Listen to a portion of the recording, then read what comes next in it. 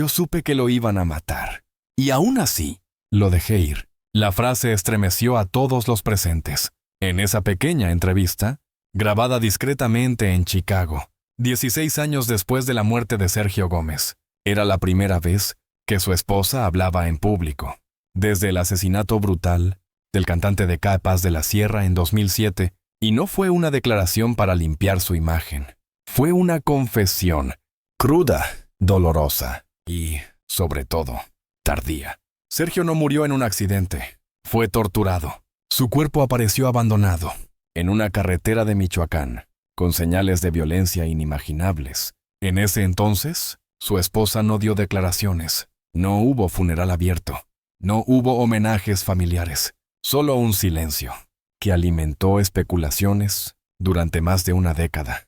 Hoy, a sus 50 años, ha decidido hablar, no para explicar por qué se quedó callada, sino para decir aquello que nadie supo, que Sergio había recibido amenazas, que él mismo presintió el peligro, que ella, su esposa, lo supo, y que a pesar de todo, lo vio marcharse rumbo a Morelia. No lo mataron por cantar bonito, lo mataron porque era incómodo. ¿Qué significaba eso? ¿Qué incomodaba a Sergio? ¿Y por qué a alguien querría silenciar a un cantante duranguense? Hoy comienza un testimonio que no busca hacer justicia, sino algo más difícil, que lo recordemos por lo que fue, no solo por cómo murió. Mientras otros artistas soñaban con llenar estadios en Las Vegas o grabar con estrellas internacionales, Sergio Gómez tenía un objetivo distinto: cantar para los olvidados, en una industria dominada por el pop latino, el reggaetón y las baladas románticas. Él eligió un camino más difícil, el duranguense, un género regional, asociado con los migrantes, con los trabajadores humildes, con aquellos que cruzaban la frontera, con más sueños que certezas. Sergio sabía que no encajaba en el molde de la estrella latina convencional.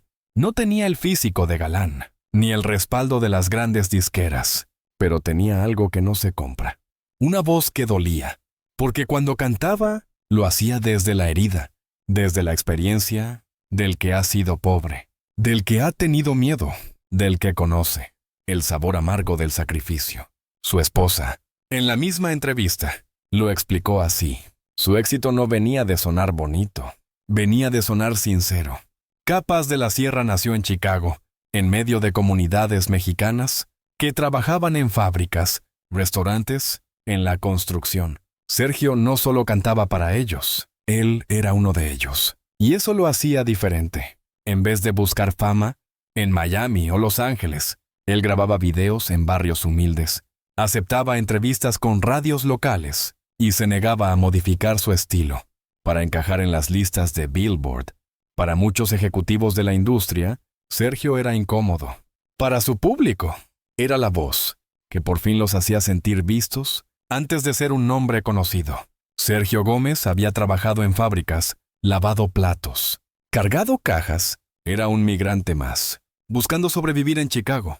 Pero cuando fundó Capas de la Sierra en 2002, lo hizo con una convicción clara: crear una música que hablara del dolor, del desarraigo y del orgullo de ser mexicano lejos de casa. El éxito fue inesperado. Las canciones como Volveré o Pero te vas a arrepentir se volvieron himnos en comunidades migrantes. Pronto, las disqueras empezaron a interesarse. Le ofrecieron contratos millonarios, giras internacionales, hasta una transformación completa de imagen, pero había una condición: dejar atrás el duranguense y grabar baladas más vendibles.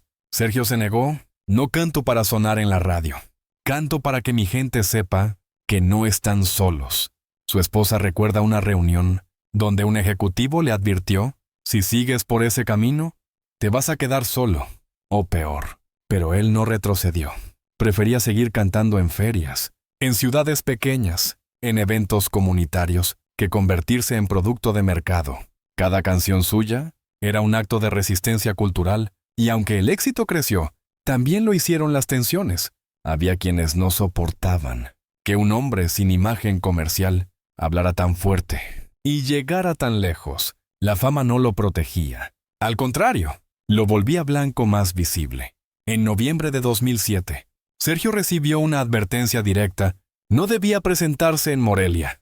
Algunos conocidos le advirtieron que grupos del crimen organizado no veían con buenos ojos sus mensajes, ni sus últimas canciones. Incluso uno de los promotores canceló discretamente su participación, pero Sergio no dio marcha atrás. Si dejo de cantar por miedo, dejo de ser yo, su esposa. Ahora desde el recuerdo, revive ese momento. Dice que discutieron, que ella le pidió no ir, que él sabía que algo podía pasar, pero aún así hizo las maletas. En el fondo, lo que más temía no era la muerte, sino el olvido. Temía dejar de tener voz para los suyos la noche del 1 de diciembre. Sergio se presentó ante más de 5,000 personas en el Estadio Monumental.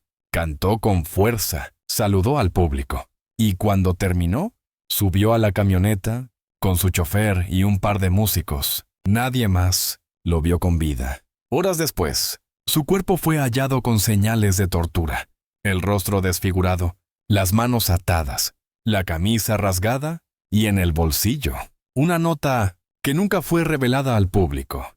Murió haciendo lo que amaba, pero no debió morir así. Así lo dijo su esposa, al borde de las lágrimas, pero sin romper su voz. Esa noche, no solo se perdió una vida, se perdió una voz que incomodaba a los poderosos, una voz que había cruzado fronteras sin pedir permiso. Tras el asesinato de Sergio Gómez, muchos esperaban declaraciones de su familia, pero su esposa no habló, no apareció en medios, no exigió justicia, no señaló culpables. Esa ausencia fue interpretada por algunos como indiferencia, por otros como cobardía. Pero hoy, ella ofrece otra versión. Callé por miedo, pero también por respeto, porque su legado era más fuerte que mi dolor. Durante años, vivió con preguntas que no podía responder porque nadie investigó a fondo. ¿Por qué su muerte fue tratada como un hecho más? ¿Por qué algunos medios insinuaban que algo habría hecho? Ella entendió que en ese momento, cualquier palabra suya podía ser usada en su contra o en contra de la memoria de Sergio. Además, no era fácil hablar. Cuando había amenazas, personas cercanas a la familia recibieron advertencias, hubo silencios forzados, músicos del grupo se alejaron. El miedo no era una excusa, era una condición de vida, pero también el respeto la frenó. No quería que la historia de Sergio se convirtiera en espectáculo. No quería que su muerte fuera usada para vender morbo. Por eso, eligió el silencio.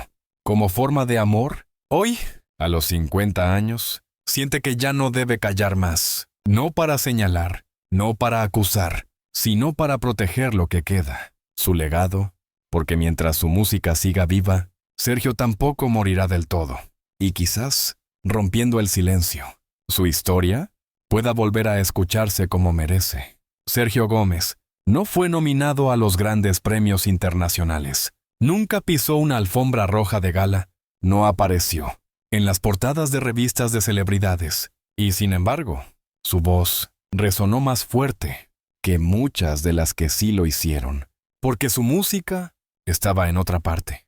En las fiestas familiares, en los puestos de tacos, en los autos que cruzaban la frontera, en los campos donde trabajaban jornaleros bajo el sol. Era la banda sonora de una generación de migrantes que, lejos de casa, encontraba consuelo en canciones como Mi Credo o Pero te vas a arrepentir. Capaz de la Sierra, liderado por Sergio, no solo popularizó el duranguense, lo elevó, lo sacó del gueto musical y lo llevó a estadios, lo puso en la radio, lo convirtió en identidad y lo hizo sin renunciar a su esencia. Su esposa lo resume así. Él no quería sonar moderno, quería sonar verdadero. Lo logró. Su timbre de voz era reconocible al instante. Su manera de interpretar no buscaba impresionar, sino conmover. Cantaba desde un lugar sincero, sin adornos, sin poses. Y por eso, el pueblo lo adoptó como uno de los suyos. Hoy, más de 15 años después, su música sigue presente, no en los rankings, sino en la memoria afectiva de quienes lo escucharon por primera vez, en una radio pequeña, en una boda modesta, en una despedida migrante, Y tal vez ese sea el premio más importante de todos, haber quedado para siempre en el corazón de su gente después de su muerte. El grupo siguió, pero no fue igual. La industria lo mencionó un tiempo y luego lo olvidó. Su nombre no figura entre los grandes del espectáculo, pero su ausencia se nota cada vez que suena una canción, que ya no tiene su voz. Su esposa lo dice claro. Él no murió por ser famoso, murió por ser distinto, y en un mundo que premia lo predecible, Sergio fue peligroso, porque se negó a obedecer. No fue mártir, no fue santo, pero fue auténtico. Y eso, para algunos, fue imperdonable. Ella no busca culpables, no exige juicios, no lanza acusaciones, solo quiere que su historia no se borre, que Sergio no sea recordado solo por cómo murió, sino por lo que representó. No vine a hablar por rabia, vine a hablar por amor, romper el silencio. Fue su manera de cuidar lo que queda, la voz de un hombre que incomodó cantando verdades. Y mientras haya alguien que escuche sus canciones con el corazón, Sergio Gómez no estará del todo ausente. Tal vez no haya justicia, pero aún podemos hacer memoria